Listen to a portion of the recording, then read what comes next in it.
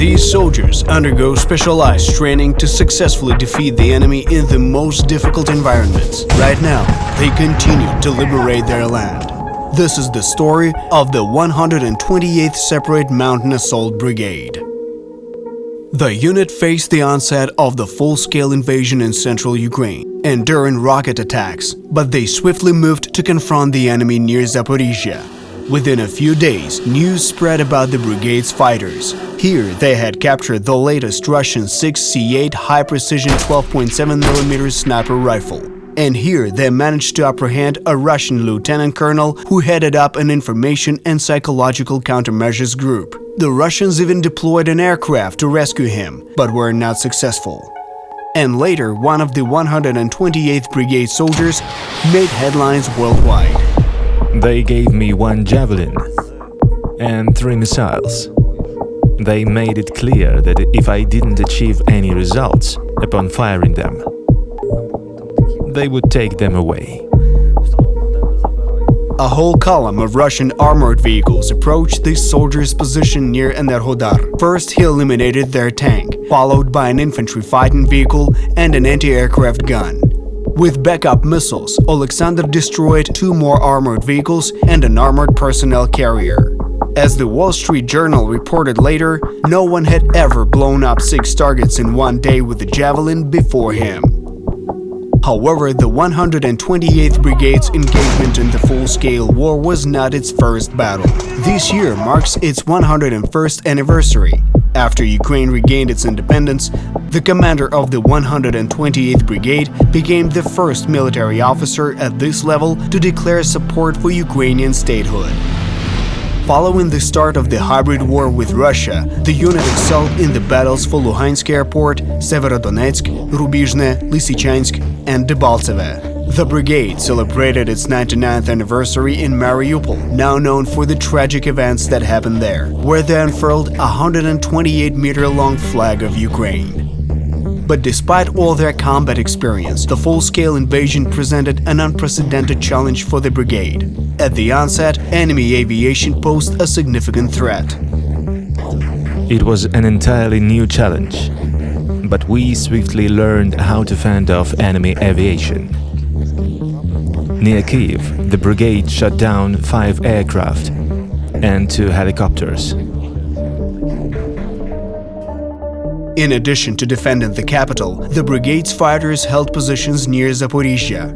They actively participated in the liberation of Kherson and engaged in intense battles in some of the war's hottest areas, Bakhmut and Soledar.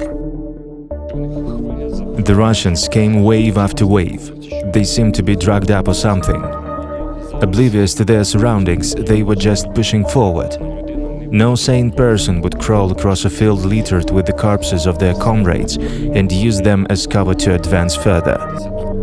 They seemed like real-life zombies. The 128th Brigade is now actively participating in the counteroffensive near Zaporizhzhia. In the summer, they liberated the strategically important village of Pyatikhatki. However, this required real heroism. This is how the commander of the 128th Brigade recalled his comrades' actions. Alexander's unit was moving in an infantry fighting vehicle. When approaching the enemy positions, they dismounted and advanced towards the trench. They immediately faced resistance: small arms, machine guns, and artillery. One shell landed so close that 5 out of 9 infantrymen were wounded, including Alexander himself. Fueled by adrenaline, he didn't even realize how serious his injury was. He picked up 4 soldiers who were not injured, went into the trenches, and cleared them.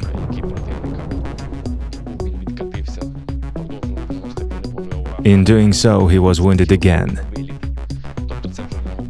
this time in the arm by a machine gunner, and then again, but the bullet went straight through.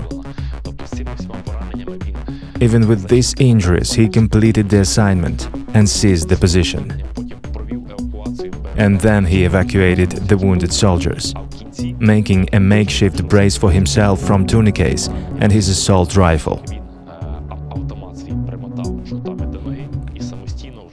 This is a true example of an unbreakable spirit. He understood that the success of other missions depended upon his accomplishment of the assignment, and he achieved it. Eventually, Pyatikhatki was liberated. The 128th Brigade has been repeatedly recognized by President Zelenskyy for its numerous heroic actions. I extend my gratitude to the soldiers of the 128th Separate Mountain Assault Brigade for liberating several settlements and their exceptional efforts in neutralizing the enemy's activities. You are real heroes, guys. Among the important success factors of these soldiers is rigorous training, closely simulating combat conditions. For this purpose, the brigade has a special obstacle course where physical condition, mental fitness, weapon proficiency, first aid skills, and even climbing abilities are tested. The entire process is recorded using GoPro cameras and drones, and then a detailed analysis of each soldier's actions is made. Some elements of training are practiced with paintball and even laser tag. Those who successfully complete all the tests are awarded a unique distinction, a Mountain Stormtrooper Beret. The motto of the 128th Brigade is Lem Me, which means no one but us. The soldiers of the 128th Mountain Assault Brigade continue their fight against the enemy, vowing to stop only when they have liberated all their land.